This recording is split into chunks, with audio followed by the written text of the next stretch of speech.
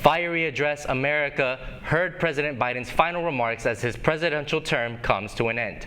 President Biden delivered his third State of the Union address as he faces re-election. He spoke to the nation on several topics, including reproductive rights, Ukraine, and the humanitarian crisis in Gaza. Capital News DC Bureau reporter Pamela Correa is live at the U.S. Capitol with the reaction to the address. President Biden delivered his address here at the Capitol, talking about a variety of topics, such as raising the taxes for the wealthy, reducing the prices for prescribed drugs, the environment, and calling for more gun safety legislation. He also criticized the Republicans for failing to pass a bipartisan border security bill. If you, the American people, send me a Congress that supports the right to choose, I promise you, I'll restore Roe v. Wade as the law of the land again. This approach resonated with Democrats, including South Florida Representative Frederica Wilson, who said on X, "We must restore Roe v. Wade and protect the freedom of everyone. We cannot go back." Across the aisle, Florida Republican Senator Marco Rubio also shared on Instagram, posting part of a clip from an interview he gave on Fox News.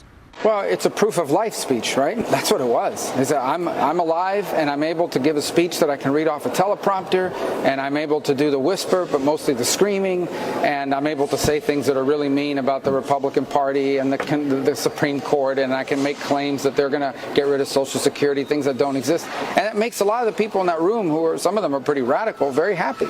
So I imagine if you're watching some of these other networks, some of these commentators, which are a bunch of buffoons, they're just reading the talking points that are being sent to them. So I think it achieved the proof of life that maybe some of them, they just wanted to get through tonight. Meanwhile, as protesters were outside of the Capitol calling for a ceasefire in Gaza, President Biden announced that he's directing the U.S. military to build a temporary port in Gaza that will allow more food, water, and medicine to enter the area. Election 2024 is shaping up to be a rematch of 2020. During his speech, Biden criticized Trump in several occasions without naming him. Trump, on his social media platform Truth, called the president angry and mentally disturbed. Reporting from Washington, D.C. for Capital News, Pamela Correa.